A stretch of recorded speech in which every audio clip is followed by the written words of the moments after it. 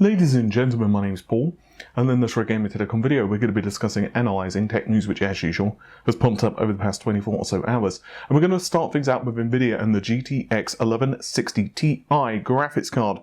As the name likely implies, it is a follow-up to the rumour that Nvidia were planning to release a series of GPUs based on the Turing architecture, but with a key difference. These GPUs would indeed lack the ray tracing functionality of, for example, the RTX 2060 and above. So the website videocards.com claims to have seen multiple images from Nvidia partners which do indeed prove that these cards are real, and the core of the GPU is indeed the TU116. I say indeed because these rumours do follow on very closely, or this news follows on very closely to earlier reports of this graphics card. We will see 1536 CUDA cores featured in the GTX 1160 Ti, which is definitely a step down from the RTX 2060, which sports 1920 CUDA cores. In terms of RAM, 192-bit memory bus. From what the reports are saying, though, there are no GDDR5 or GDDR5X models that have so far been revealed. Instead, it is R6. As for clock speed, no clock speed information has yet been revealed. Even though if, of course, we were to see higher clock speeds on, for example, the core, these GPUs would still be slower than the RTX 2060. Most likely, though, these GPUs would, of course, be based on a very similar type of architecture to Turing, and indeed it is not a Pascal refresh. So in theory at least, these cards should be noticeably faster than their Pascal predecessors. As for launch window, it has not been revealed yet. Supposedly, what the plan is to wait until the GTX 1060s and other Pascal cards become relatively unavailable through shops. In other words, where they just basically sell out, because obviously Pascal now is end of line. So they're just waiting for that inventory to drain out of suppliers, and then they can start to sell the GTX 11 series of GPUs, which once again will start out with the GTX 1160. It's pretty cool that the cards are going to be launched, but as usual, let's wait for benchmarks, pricing, availability, and, well, just see whether it's worth purchasing. But from the specifications, assuming Nvidia can hit a pretty good price point, I think that they are going to be extremely popular. And now we're going to move over to AMD news, where I have some exclusive information concerning Navi. Now, one of the sources that I have spoken to that have revealed information concerning Radeon 7 and some other stuff that I, of course, have leaked on the channel previously and did turn out to be true before its official announcement, has provided me more information regarding Navi, when we can expect to see the launch of the card, along with some rough performance estimates, along with what will be one of the successors. So first of all, what about the release date? I don't have an exact day, but from AMD's current plans, it looks like the cards will be announced within roughly the E3 window, which of course takes place in June, with general availability of the GPUs to follow around a month later. So to summarize then, June for the cards to be announced, and July at some point or another for the GPUs to start trickling onto store shelves. Whether all of the different SKUs of the cards will be available at launch, or whether, for example, only certain models will be available, I don't have that information. What about performance? I don't have exact performance numbers or specifications here, but what I was told, according to my source, is that the performance is pretty impressive. AMD are targeting the low to quote mid-range when it comes to performance, with a focus on a good price to performance ratio. The problem is, when you say mid-range, and low to be fair, it's a bit of an open statement. For example, to some people, a mid-range card would be, let's say, a GTX 1060. To other people, it would be a GTX 1080, because everyone's performance targets, everyone's budgets, and, well, what their usage scenarios are is very different. To my mind, and you might feel differently, and I'm very curious to hear what your thoughts are for mid-range in the comments. This is actually a very interesting discussion in and of itself. But to me, mid-range would be, I guess, the equivalent now of an RTX 2060, maybe a little faster.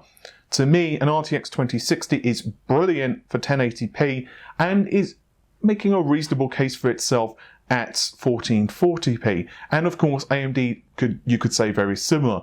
The RX 580 and the RX 590 make a very good case for themselves at 1080p, particularly at higher refresh rates.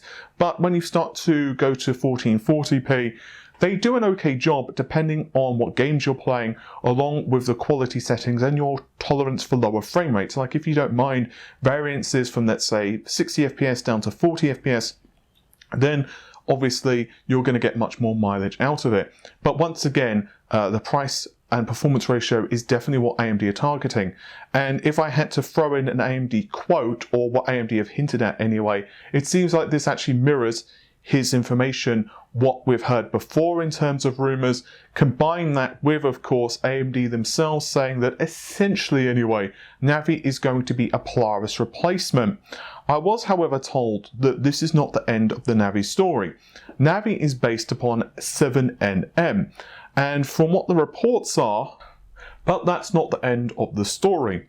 From what my source has been told, there is actually a plan right now to also launch a Navi GPU which is a higher performance caliber compared to the ones which will launch in July. He said that most likely the targeted release window is the early part of 2020. And when you think about it, Arcturus is the architecture which succeeds Navi. We know very little about Arcturus other than its next gen. When it comes to Navi, we know very little as well. I mean, some people think it's the Super SIMD architecture, other people think it's just based upon Vega, other people think it's some other offshoot of GCN. Honestly, no one really knows for certain. But what we can say is that AMD have stated multiple times it is scalable. Scalability is one of the things that they have highlighted. So there's a couple of theories here. You can either go with a larger monolithic die, or you could go with a chiplet type of MCM. I don't have details as to which route AMD are going here. It would appear that AMD are very happy to use Radeon 7 for the short term to remind people that, hey, we are capable of producing high performance graphics chips. Use Navi to bring in the larger consumer base, because obviously the mid-range and lower, they happen to sell the largest volume of GPUs. And then what they can do is go ahead and launch a higher performance set of SKUs later on, and they can really leverage all of what they've learned with Navi architecture and maybe also improve performance. Before we continue with Navi though, let's discuss Radeon 7 along with DLSS, or at least a DLSS-like technology that AMD claim that they can run. So yesterday I put out a video where the website tweaktown.com claims to have sources that have informed them that there will be 5,000 or fewer Radeon 7 graphics cards available total. I was told by one of my sources when I initially revealed the information about Radeon 7 that we would be looking at around 10 to 20,000 for the initial shipment, but AMD did plan to launch more. But obviously my source's information could have been out of date, so TweakTowns could have been correct. But AMD themselves have released an official statement. It doesn't clear up all of the details, but what they have said is that they believe that there will be enough GPUs to satisfy demand. But that does not really give us numbers of GPUs that will be available. And also we still have some ambiguity with AIBs, or the number of AIBs that will be creating cards based upon Radeon 7. And there are conflicting reports here that are floating around the internet. So it's good in my opinion that the numbers are not so low when it comes to Radeon 7, because whether you're an AMD fan or an Nvidia fan, the bottom line is more competition and more choice in the market is great. So I'm hoping if you do want to buy a Radeon 7 graphics card that you can. I sincerely do hope that you will be able to purchase one of these GPUs, because if you like AMD's ecosystem, or you just want to support the company, or you just feel it's a better value product, then being able to purchase it is definitely a good thing. Because if there are only 5,000 of them, they're just going to be gone in seconds, because people are just going to buy them and obviously sell them on the likes of eBay at a ridiculous inflated price. And now let's discuss some comments that Adam Kozak has recently provided for Gamer.net. During an interview, he actually told us that AMD themselves have been experimenting with a DLSS type of technology, but what they are doing is running it on their Radeon GPU like a compute-orientated function using Microsoft's DirectML or Direct Machine Learning. He did not provide numbers, nor did he say which games he was running, but he did say that so far the performance is looking pretty good. He also went on to say that the Radeon 7 GPU scores about 62% higher using the popular Luxmark benchmark than the RTX 2080 graphics card. Before we proceed on this, there are a couple of things we need to clear up. The first is that DLSS is not downsampling. I've seen that as a very popular misconception online, and I have actually covered DLSS in other videos before, so I'm not going to go too deep into it in this video. But what actually happens is that you are running the software, the game, at a lower resolution, for example 1440p, and it is then upsampled. So in short, the GPU uses machine learning to analyze the image and say, well, when we blow up these pixels, we need to do this and this and this, and not make the image look garbled. If you don't know image editing too well, or you are even slightly familiar with Photoshop, you'll kind of have a basic idea. Like if you've taken an image, as particularly if it's really low resolution, like 640 by 480, and then you try to stretch that image like 3 or 4 times larger, you see what happens. So what happens is if you're upsampling from 1440p to 4K, you'll start to have rather poor looking edges. So this is definitely one of those things which is still being worked on. Some people don't like the results of DLSS. I quite like it, but other people, they just don't like the shimmering there. So what he is saying here is that technically speaking, the Radeon 7 hardware is capable of doing this. But what we don't know, of course, is how it's going to affect performance, because what we can presume is it's using the GPU's asynchronous compute engines. So how this scales with different graphics workloads is something I would be very curious to see. And honestly, if it works as AMD themselves claim, that's fantastic. But for them to claim that their GPU can support it, and for us to see what benchmarks and what developers do, those are totally different things, but I am cautiously optimistic. He also went on to speak a little bit about ray tracing, claiming that so far there is not enough software which supports it. He said that yes, we will support it in the future, but I can't say more than that. But for now, we think it's too early, which very closely mirrors what Lisa Su has said in the... As we all know, Nvidia are banking rather heavily on ray tracing. And yes, there are only a couple of applications so far. You've got Port Royal, and you also have Battlefield 5, which support it. But other titles are coming out.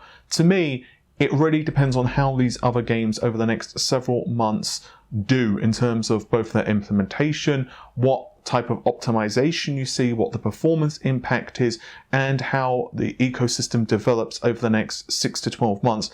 Obviously, these technologies are still very, very early. So then, it would appear that AMD's strategy when it comes to GPU is pretty solid overall. It's not like the RX 580 and other cards have sold poorly, and even Vega 56 and 64 did fairly well, particularly of course spurred on by the cryptocurrency mining craze, which did help Nvidia substantially as well. But now obviously Nvidia are releasing its new range of graphics cards, so AMD have to follow suit in the not too distant future, or it's going to start to be left behind. So with Navi targeting once again the low to the mid-range market, that is going to score them the largest install base. And that really is important because it's not just about money. Everyone focuses on like, well, it gets AMD money. And I totally agree. Money equals good. Money equal you can develop better hardware. Money equal that you don't go bankrupt and you can pay the electricity bill and your workers. That's great. But it also does something else. The larger the install base is of your graphics card, the more likely it is that developers will adopt your software. There's a greater likelihood that developers will tweak to your architecture, AMD does have one advantage over Nvidia. And this is something no one can argue with. And that is that their GPUs, essentially anyway, are in the PlayStation 4 and the Xbox. Navi, of course, is rumored to be in the PlayStation 5. No one exactly knows what is powering the next generation of Xbox consoles. We saw Phil Spencer appear alongside Lisa Su at CES, and he essentially confirmed that AMD and Microsoft would be continuing their partnership, which is not really surprising. I guess technically Microsoft could have gone with something entirely different. They could have gone with Intel in their discrete GPU, but let's be realistic here. The most likely scenario would be for them to stick with AMD. Not only because they know that they have a good working relationship with them, but you also have the fact that backwards compatibility is not too big of a deal, because you have a chip, you have a basic architecture which AMD themselves will be super familiar with, and they could be like, well, hey, to make backwards compatibility, we suggest these tweaks to the silicon. And because we know that the PlayStation 5 and the next generation Xbox are based on x86 as well, we know that backwards compatibility shouldn't be too big of a deal. So my personal opinion on Navi is that AMD are going to definitely do well with the architecture. As always though, it's going to come down to the benchmarks and what AMD can do regarding the price. Assuming my source is accurate regarding a higher performance Navi part next year, it would appear that Arcturus is not going to launch until the latter part of 2020. Don't forget, David Wang over at AMD has said that one of their strategies going forward would be to basically have more GPU launches. They want to not be as stagnant as what they have been. And he said that this has been an issue in the GPU market, which I would agree with. It's not that Pascal has been a bad GPU, just for example, or even the Polaris series. They've not been bad, they've just been really like, oh look, a GTX 1070, oh look, a GTX 1070 Ti. And don't get me wrong, they're fantastic value. I'm not going to criticize the RX 580 or the GTX 1070 Ti or whatever for being poor graphics cards or poor value, because they were not at their time, at their heyday. They were amazing value cards. But it also was a little bit stagnant. So hopefully faster launches, improved performance is going to be one of the ways that AMD continue to stay relevant. And it looks like Nvidia are definitely going to be doing the same. To me, 2020 is going to be a very telling year, because, as we all know, that is when Intel will be jumping in on the market as well. And from what Intel themselves have confirmed, the discrete GPUs which they are going to launch starting in the year 2020 will indeed be based on the iGPU technology, the 11th generation, and then will continue to evolve from there. But with all of that said, hopefully you have enjoyed the video. Normal stuff if you have, like, share, comment and subscribe, and I'll see you soon. Take care. Bye for now.